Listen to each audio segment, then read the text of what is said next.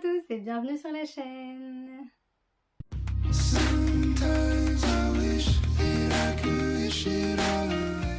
On se retrouve aujourd'hui pour parler à nouveau de bande dessinée. J'avais déjà fait une vidéo pour vous recommander les bandes dessinées que j'ai dans ma bibliothèque et dont je vous n'avais pas forcément parlé. Et là j'ai pris celles qui restaient, on va dire, et j'ai décidé aussi de les rassembler dans une vidéo pour vous donner envie de les découvrir parce que ce sont aussi des chouettes sagas et des chouettes one-shot. Donc c'est parti et j'espère qu'après cette vidéo vous allez avoir envie de les découvrir. On commence avec une saga que je n'ai pas puisque ce sont des bandes dessinées que j'ai empruntées. Mais je tiens beaucoup à cette saga donc je dois absolument vous en parler. Vous la connaissez sûrement, c'est une saga jeunesse appelée La Guerre des Lulus.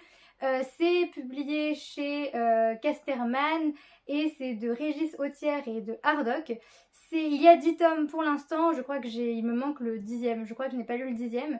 Et c'est une saga vraiment coup de cœur. Mais attention, ce sont des thèmes très forts qui sont abordés ici, notamment un thème très fort puisqu'on va parler de la Première Guerre mondiale. On est au mois d'août 1914, l'offensive de l'armée allemande au nord-est de la France jette des milliers de villageois sur les routes. Dans le désastre ambiant, il y a 4 enfants, donc ce sont nos 4 protagonistes, nos 4 héros, Lucien, Lucas, Luigi et Ludwig. Ils sont oubliés lors de l'évacuation de leur orphelinat. Bientôt, ils se retrouvent isolés derrière la ligne de front, livrés à eux-mêmes, en territoire ennemi. Ils s'organisent pour survivre. La saga commence comme ça, l'histoire commence comme ça, et elle va se poursuivre dans tous les tomes. Et on va suivre en fait l'aventure de ces garçons, de ces enfants, qui vont évoluer au fur et à mesure. Alors c'est déjà hyper intéressant pour le côté historique, puisque comme c'est jeunesse, ça s'adresse aussi aux plus jeunes. Donc c'est très bien traité, avec beaucoup de justesse. Et on ne peut que s'attacher à ces enfants que l'on voit évoluer, que l'on voit grandir, qui vont vivre une grande aventure, puisqu'il va y avoir plein de péripéties, des rebondissements. On peut dire qu'ils vont passer par toutes les émotions. Donc c'est très prenant, tout simplement passionnant de les suivre, et il y a toujours cette dureté qu'on n'oublie pas avec cette thématique de la Première Guerre mondiale. Voilà, j'adore cette saga, il faut que je la continue évidemment. Je ne sais pas si elle est finie ou pas, mais en tout cas c'est vraiment une valeur sûre, un coup de cœur. C'est un peu un classique finalement, en plus les années avancent, on a des flashbacks, on a une histoire très bien construite, très bien menée, très très riche. Tout ce qu'il faut pour plaire aux plus jeunes et aux plus grands. Donc franchement foncez si ce n'est pas encore fait. On continue avec les BD qui abordent des thématiques très fortes avec Autobiographie d'une courgette de Kanika et Ingrid Chabert. C'est publié chez Phileas et c'est adapté du roman du même nom de Gilles Paris.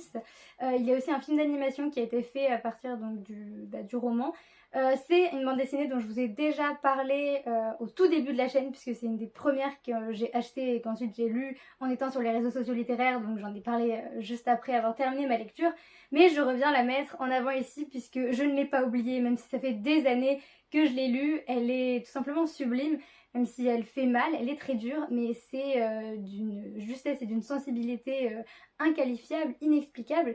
Ici, l'histoire c'est celle de Courgette. Courgette, c'est le surnom d'un petit garçon de 9 ans qui vit avec sa mère. Son véritable nom c'est Icar. Et Icar, eh bien, il est malheureux, son papa il est parti, sa maman est très méchante avec lui. Donc le petit garçon pense qu'il peut changer tout ça en tuant le ciel, comme il le dit, en faisant disparaître tout ce gris qui le rend maussade. Alors il prend le revolver et il tire, mais ce n'est pas le ciel qui va être tué, c'est malheureusement sa mère. Courgette va alors être placée dans un foyer et découvrir l'amitié, l'amour et le bonheur, le véritable bonheur. Il y a un ton assez spécial, assez décalé dans cette histoire puisque rien que le résumé est presque assez léger, assez troublant. On voit les choses à travers les yeux de Courgette et Courgette, voilà, il voulait tuer le ciel et ce n'est pas ce qu'il s'est passé. Mais même si c'est un événement tragique, il faut dire que ça sort Courgette de son mal-être et de son environnement toxique. Courgette va être placé dans ce foyer et il va rencontrer des enfants qui lui ressemblent, qui ont eux aussi vécu des événements affreux. On découvre alors le quotidien de tous ces enfants, on s'attache à eux, on découvre que ils ne vivent pas finalement dans la tristesse et qu'ils sont très heureux d'être dans ce foyer, d'être tous ensemble, de pouvoir vivre leur petite vie. Ils s'amusent tous et ils profitent de leur enfance ensemble. Donc on a cette légèreté, l'amitié, tout ce bonheur, cette joie dont j'ai déjà parlé, que Courgette va découvrir, qui sont liés d'une certaine manière avec la dureté du récit en lui-même et avec les sujets très sérieux et très profonds qui sont abordés. Comme on a le point de vue de Courgette, comme je l'ai dit, eh bien on voit les choses avec légèreté, avec douceur, même il y a une certaine poésie dans tout ce qu'il se passe. L'ambiance est assez particulière mais c'est très agréable, ça change et c'est ça qui est le petit plus de la BD qui la rend unique et singulière. On va suivre l'évolution de Courgette qui va apprendre à vivre avec les autres, qui va se construire son propre quotidien, sa propre vie. Il va découvrir la solidarité, ça va lui faire beaucoup de bien. Et nous aussi, ça va nous faire du bien. C'est aussi une bande dessinée qui réchauffe le cœur. J'ai beaucoup aimé les dessins aussi, ils nous plongent totalement dans l'ambiance. Les couleurs sont douces, il y a un côté toujours assez poétique, assez onirique. Il y a aussi des dessins d'enfants à l'intérieur du livre qui se mélangent aux pages de l'histoire, des dessins d'enfants comme on peut en faire quand on est petit. Et c'est très original et j'ai adoré ce détail. J'ai vraiment adoré cette bande dessinée comme aucune autre qui est assez doux amer finalement, avec les différentes thématiques aussi graves que légères qui sont traitées. C'était très touchant, j'ai beaucoup aimé. C'est une histoire qu'on n'oublie pas.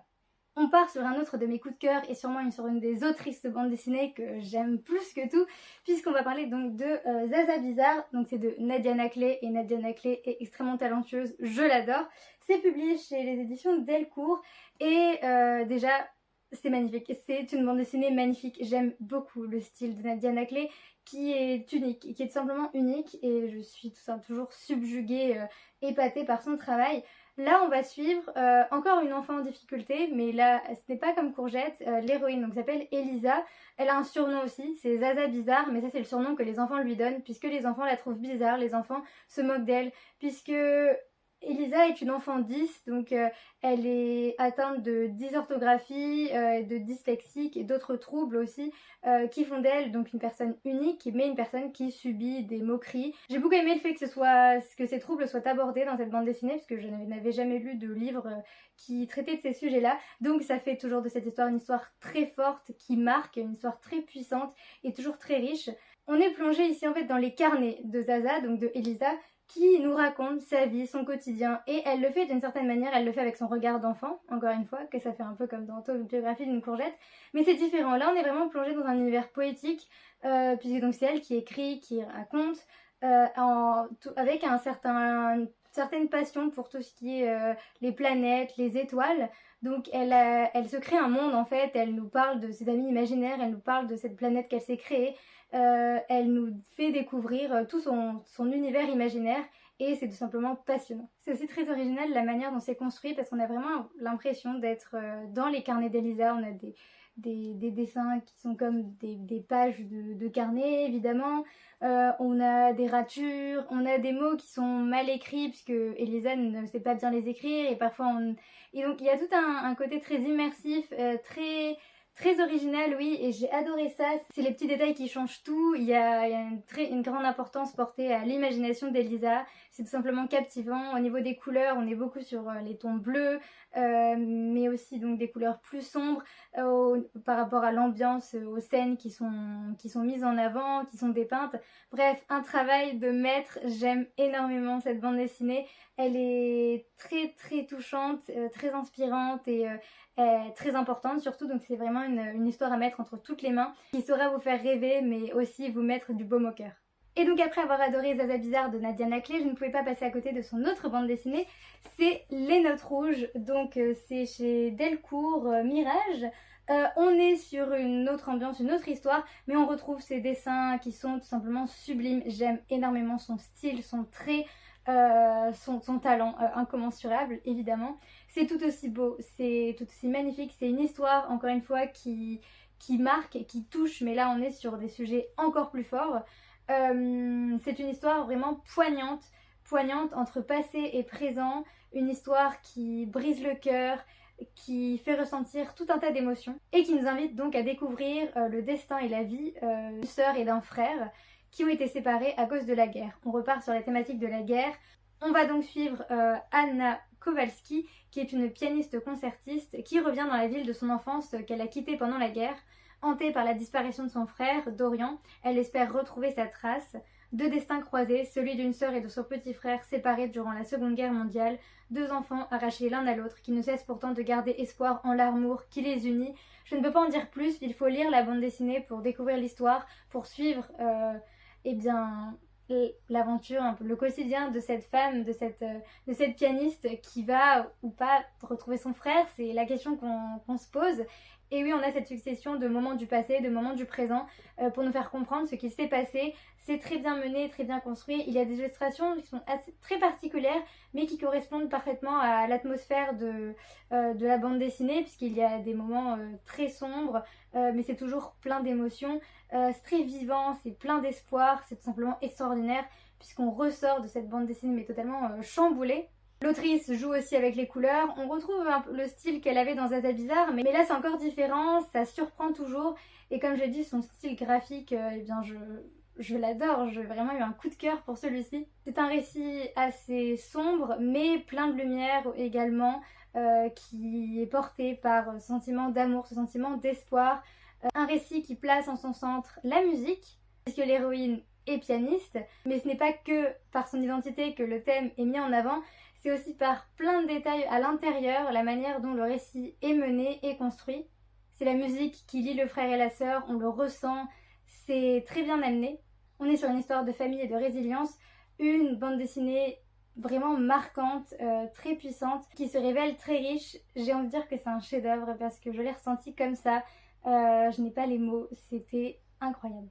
J'avais craqué il y a 2 ans pour cette grosse bande dessinée qui s'appelle Le Bel Âge de Merwan, c'est publié chez Dargo et c'est en fait une intégrale qui regroupe les 3 tomes de cette saga Le Bel Âge que je ne connaissais pas du tout, mais j'ai tout de suite été intriguée puisqu'on va parler en fait de 3 amies, de 3 filles différentes, de Violette qui laisse filer les études, les heures, ses amours, Lila qui s'invente des amants, des amis, une vie, Hélène qui s'acharne sur sa thèse, dans son couple, sur elle-même, Violette, Lila et Hélène, 3 fils qui courent, qui s'entrecroisent, puis se mêlent, 3 fils qui tricoteront une nouvelle histoire de celles qui font aimer la vie.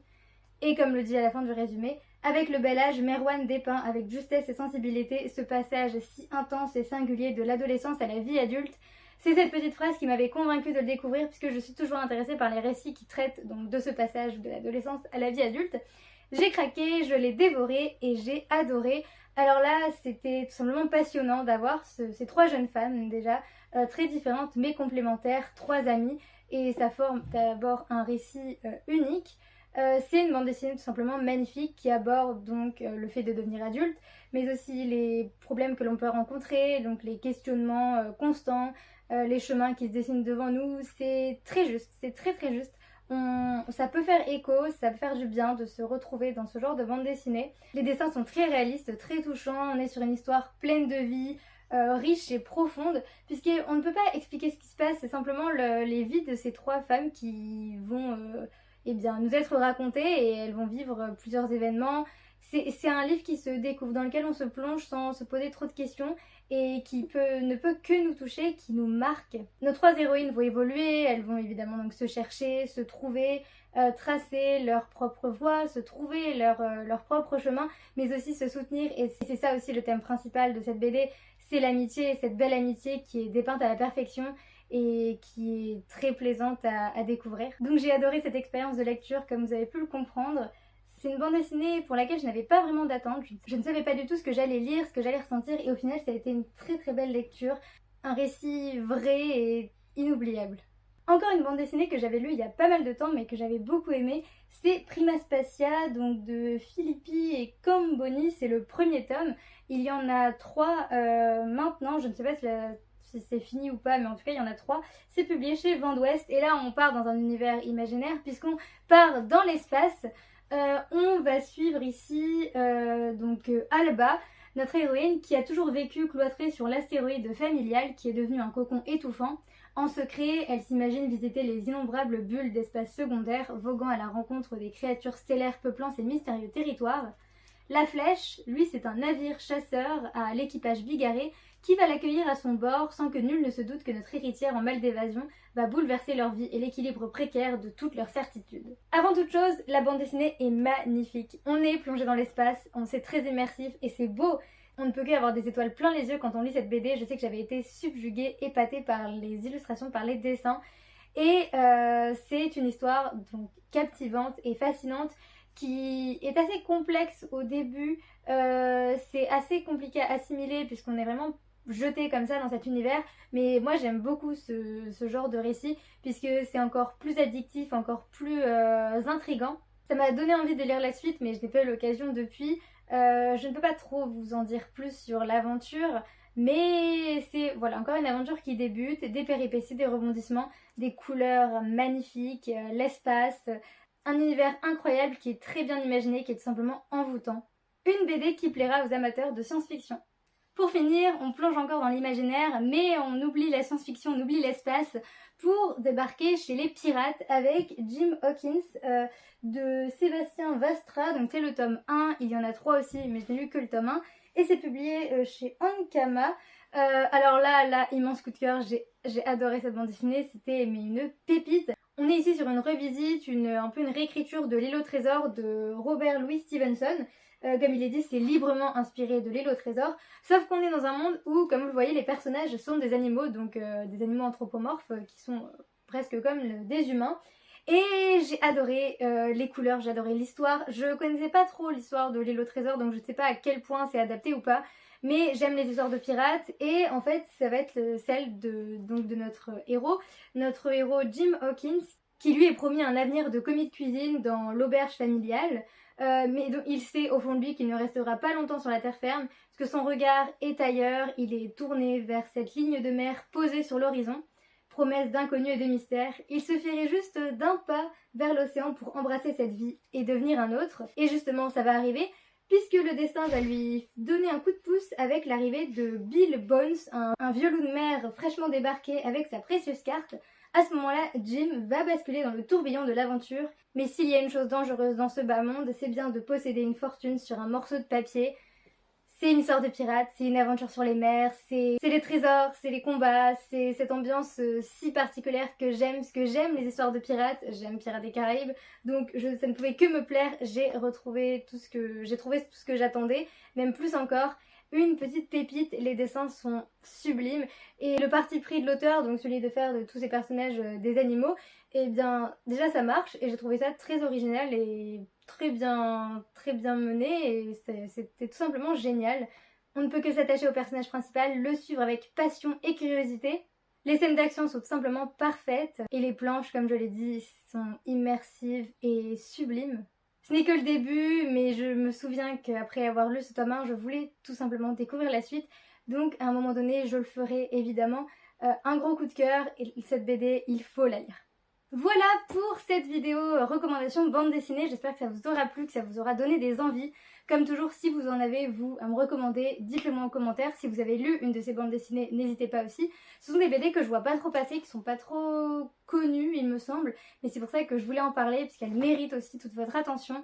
Et j'espère que vous allez vous lancer dans ces univers, dans ces récits, tous plus incroyables les uns que les autres. Sur ce, je vous dis à la prochaine, dans une prochaine vidéo. Salut!